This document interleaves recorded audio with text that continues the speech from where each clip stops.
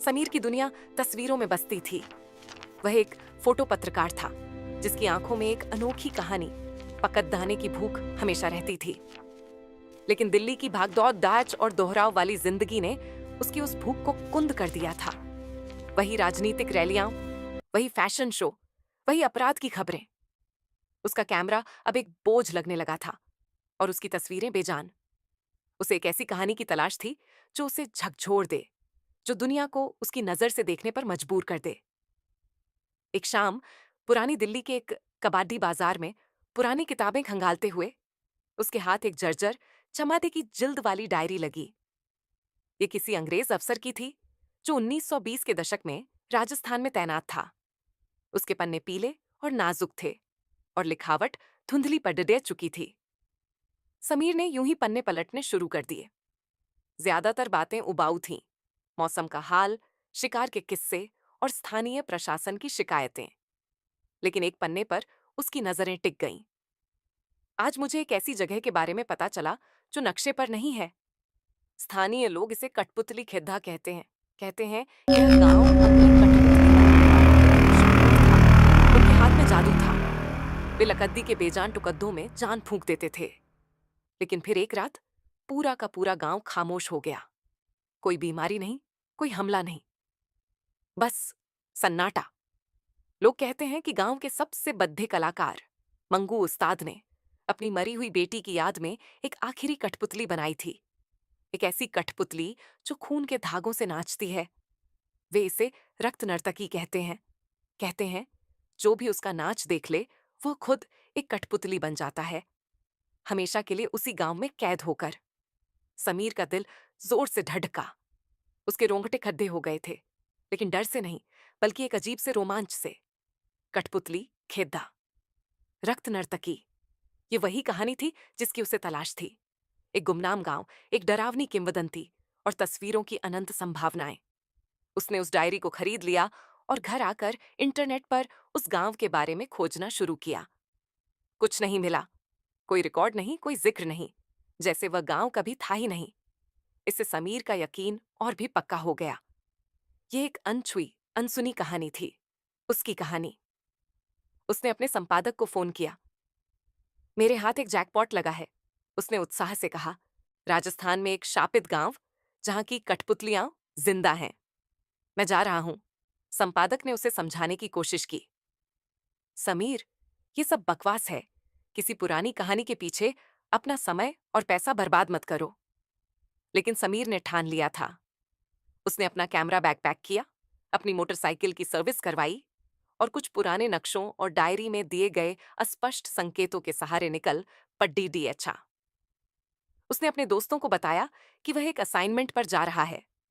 उसने यह नहीं बताया कि वह एक ऐसी जगह जा रहा है जहां से शायद कोई वापस नहीं लौटा था। राजस्थान का सफर धूल भरा और थका देने वाला था। जैसे जैसे वह बड़े शहरों को पीछे छोड़ाकर अंदरूनी इलाकों की ओर बढ़ा रहा था, परिदृश्य बदल रहा था। हरियाली की जगह अब सूखी चटकती हुई जमीन ने ले ली थी। हवा में एक अजीब सी उदासी थी। डायरी के अनुसार कठपुतली खेदा बीकानेर से लगभग 100 किलोमीटर दूर थार रेगिस्तान के बीचों बीच कहीं था। समीर पास के एक छोटे से कस्बे देशनोक में रुका। उसने सोचा कि शायद यहाँ के स्थानीय लोग उसे सही रास्ता बता सकें। कस्बे के लोग अजीब थे। वे बाहर के लोगों को शक की निगाह से देखते थे। जब समीर ने एक चाय की दुकान पर कठपुतली खेदा का जिक्र किया तो वहां एक अजीब सा सन्नाटा छा गया। लोग एक दूसरे को देखने लगे। उनके चेहरों पर डर साफ झलक रहा था। उस जगह का नाम मत लो छोरे, चाय वाले ने धीमी कांपती आवाज में कहा। वो जमीन शापित है, वहां सिर्फ मौत बसती है।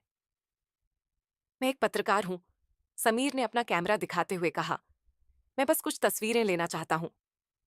एक बूढ़े आदमी ने, जो हुक्का पी रहा था, उसे घूर कर देखा। तस्वीरें? तुम मुर्दों की तस्वीरें लोगे? उन बेचारों की जिनके धागे आज भी किसी और के हाथ में हैं?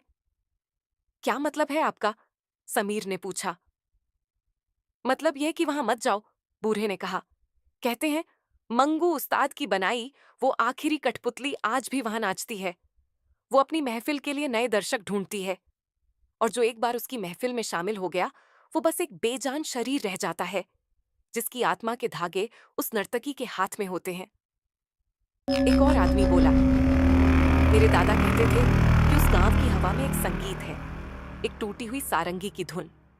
जो उस धुन को सुन लेता है, उसके पैर अपने आप उस गांव की ओर बढ़ जाते हैं।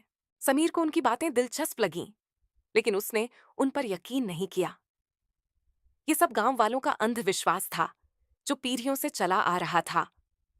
उसने उन्हें नजरअंदाज किया और अपनी मोटरसाइकिल पर सवार होकर उस दिशा में बढ़ गया जिधर लोगों ने इशारे से मना किया था। रेगिस्तान में रास्ता मुश्किल था। कोई पक्की सड्डेचक नहीं थी, बस रेत के टीलों के बीच एक कच्चा सा रास्ता था। सूरज आग उगल रहा था। कुछ घंटों के बाद उसकी मोटरसाइकिल रेत में फंसकर बंद हो गई। उसने बहुत कोशिश की, लेकिन वह उसे निकाल नहीं पाया। अब वह अकेला था। चारों ओर मीलों तक फैला हुआ रेगिस्तान। उसके पास पानी की एक बोतल और उसका कैमरा बैग था। उसने फैसला किया कि वह पैदल ही आगे बढ़ेगा। नक्शे के हिसाब से गांव ज्यादा दूर नहीं होना चाहिए था। जैसे जैसे शाम ढलने लगी, रेगिस्तान का माहौल बदलने लगा।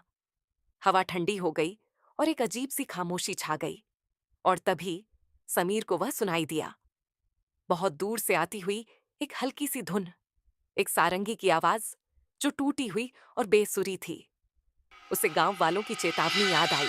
एक पल के लिए उसके दिल में डर बैठा, लेकिन फिर उसने खुद को समझाया कि यह शायद हवा की आवाज है या कोई चरवाहा होगा। वह उस धुन की दिशा में चलने लगा। उसे लगा कि शायद कोई गांव या बस्ती पास ही है। वो कितना गलत था। लगभग 1 घंटे तक चलने के बाद उसे वो गांव दिखाई दिया। रेत के टीलों के बीच बसा कठपुतली खैद्दा। ये बिल्कुल वैसा ही था जैसा उसने कल्पना की थी, वीरान, उजादा और रहस्यमयी। गांव में घुसते ही एक अजीब सी ठंडक ने उसे घेर लिया। यहाँ की हवा भारी थी।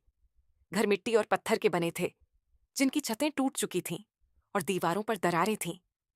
गलियां खाली थीं, लेकिन ऐसा नहीं लग रहा था कि वे निर्जन हैं। ऐसा लग रहा था जैसे समय यहीं थम गया हो और हर जगह कठपुतलियां थीं। हर घर के दरवाजे पर, हर खिड़की पर, हर आंगन में। छोटी बड्ढी रंग बिरंगी सादी। कुछ नाचने की मुद्रा में थीं, कुछ बैठी हुई थीं, कुछ अधूरी बनी हुई थीं। उन सब की आंखें खुली थीं, कांच और पत्थर की बनी निर्जीव आंखें जो समीर को घूर रही थीं। उन पर धूल की मोटी परत जमी थी, लेकिन फिर भी ऐसा लग रहा था जैसे वे उसे देख रही हैं, उसका स्वागत कर रही हैं। समीर ने अपना कैमरा निकाला। उसके हाथ हल्के कांप रहे थे, लेकिन उसके अंदर का पत्रकार जाग चुका था। ये तस्वीरें दुनिया को हिला देंगी। उसने तस्वीरें खींचनी शुरू कर दी। वीरान गलियों की, टूटे हुए घरों की और उन हजारों लकदी की आंखों की। घूमते घूमते वह गांव के बीचों बीच एक बड्ढे से घर के सामने पहुंचा। ये दूसरों से ज्यादा बद्दा और बेहतर हालत में था। दरवाजे पर एक तख्ती लगी थी, जिस पर धूल से ढके अक्षरों में लिखा था, मंगू उस्ताद का कारखाना। समीर का दिल उत्साह से भर गया। यही वह जगह थी। उसने दरवाजे को धक्का दिया। वह एक चरमराहट के साथ खुल गया। अंदर अंधेरा और सीलन की गंध थी। उसने अपनी टॉर्च जलाई। अंदर का दृश्य अद्भुत और भयावह था। वह एक बद्धा सा हॉल था जो कठपुतलियों से भरा पद्धा था, हर आकार और प्रकार की। कुछ छत से लटकी हुई थीं, कुछ दीवारों पर टंगी थीं और कुछ जमीन पर बिखरी पडढ़ी थीं। वे सब अधूरी थीं, जैसे बनाने वाला उन्हें बीच में ही छोड़ देकर चला गया हो। हॉल के आखिर में एक छोटा सा मंच था और मंच के बीचों बीच एक अकेली कठपुतली खद्दी थी। वह लगभग इंसान के आकार की थी। उसकी लकड़ी पुरानी और गहरी रंग की थी, जिस पर बारीक नक्काशी की गई थी। उसने एक पुराना फटा हुआ घाघरा और चोली पहन रखी थी, लेकिन सबसे डरावनी चीज उसका चेहरा था। वह किसी औरत का चेहरा था, जिसकी आंखों में एक असहनीय पीड़ा और दुख का भाव था।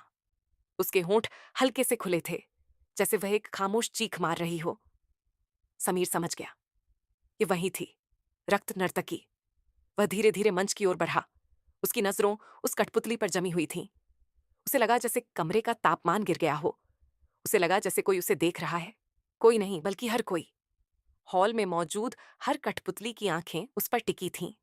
उसने कठपुतली की एक तस्वीर खींची। फ्लैश की रोशनी में एक पल के लिए उसे लगा कि कठपुतली के चेहरे का भाव बदला है। पीड़ा की जगह एक हल्की कुटिल मुस्कान आ गई है। उसने इसे अपनी आंखों का धोखा समझा। तभी बाहर तेज हवा चलने लगी। एक रेतीला तूफान उठ रहा था। दरवाजा जोर से बंद हो गया और समीर उस कारखाने में कैद हो गया। और फिर उसने वह सारंगी की धुन फिर से सुनी। इस बार वह बहुत पास थी, जैसे कोई उसी कमरे में बजा रहा हो। तूफान पूरी रात चलता रहा। समीर कारखाने के एक कोने में दुबका बैठा रहा।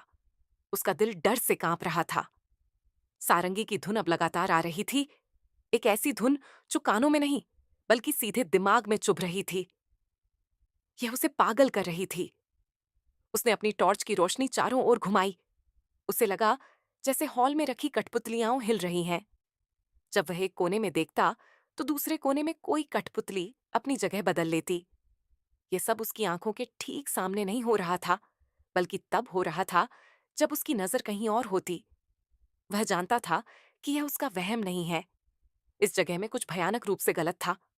आधी रात के करीब सारंगी की धुन अचानक तेज हो गई और तभी मंच पर खदिधी उस बद्धी कठपुतली रक्त नर्तकी ने हरकत की। उसका सिर धीरे से एक तरफ झुका। एक कर्कश लकद्दी के रगदथाने की आवाज आई। समीर अपनी सांस रोके देखता रहा। फिर कठपुतली ने अपना एक हाथ उठाया। उसकी उंगलियां लंबी और मकद्दी की तरह पतली थीं और समीर ने वह देखा जिसने उसके खून को जमा दिया। कठपुतली को कोई धागे नियंत्रित नहीं कर रहे थे, बल्कि पतले लाल रंग के धागे उसकी उंगलियों से निकल रहे थे। वे सूखे हुए खून की नसों की तरह लग रहे थे। जैसे ही धागे जुड़े, वे बेजान कठपुतलियां जिंदा हो उठीं। वे उठकर खत्ती हो गईं और एक अजीब बेढंगा नाच करने लगी। उनके हाथ पैर बेतरतीब ढंग से हिल रहे थे। उनकी लकड़ी की देह एक दूसरे से टकराकर खटखट की आवाज कर रही थी। ये एक भयानक और विभत्स दृश्य था। रक्त नर्तकी अब खुद भी नाच रही थी। उसका नाच सुंदर नहीं था, बल्कि हिंसक और दर्दनाक था। वह अपने शरीर को ऐसे मरोद्दा रही थी जैसे उसे असहनीय पीड़ा हो रही हो। और उसके चेहरे पर अब वह कुटिल मुस्कान साफ दिख रही थी।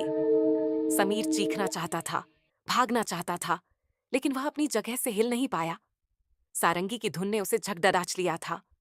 उसकी आंखें उस भयानक नाच पर टिकी थीं। तभी रक्त नर्तकी की नजरें उस पर पधीं। उसकी कांच की आंखों में एक भूख थी। उसने अपना दूसरा हाथ उठाया और उसकी उंगलियों से नए खून के धागे निकले। वे धागे सांप की तरह रेंगते हुए समीर की ओर बढ़ने लगे। समीर का दिमाग सुन्न हो चुका था, लेकिन उसके अंदर का पत्रकार अभी भी जिंदा था। उसके एक हाथ में कैमरा था। ये एक ऐसी कहानी थी जो किसी ने नहीं देखी थी। ये एक ऐसी तस्वीर थी जो उसे अमीर बना सकती थी। धागे उसके करीब आ रहे थे। वह उनकी गंध को महसूस कर सकता था। उसे पता था कि अगर इन धागों ने उसे छू लिया तो सब कुछ खत्म हो जाएगा। उसने भागने की आखिरी कोशिश की। वह पलटा और दरवाजे की ओर दौड़ा, लेकिन दरवाजा नहीं खुला। वह बंद था, जैसे किसी ने उसे बाहर से सील कर दिया हो। वह वापस मुद्दा। रक्त नर्तकी अब मंच से उतरकर उसकी ओर बढ़ रही थी। उसके पीछे नाचती हुई कठपुतलियों की एक छोटी सी सेना थी। समीर को एहसास हुआ कि अब कोई रास्ता नहीं बचा है। वह मरने वाला था, लेकिन वह एक पत्रकार की तरह मरना चाहता था। उसने अपना कैमरा उठाया, उसे अपनी आंखों से लगाया और उस भयानक दृश्य पर फोकस किया। उसने अपनी कांपती उंगलियों से जूम को एडजस्ट किया। रक्त नर्तकी के चेहरे पर, उसकी भूखी आंखों और कुटिल मुस्कान पर।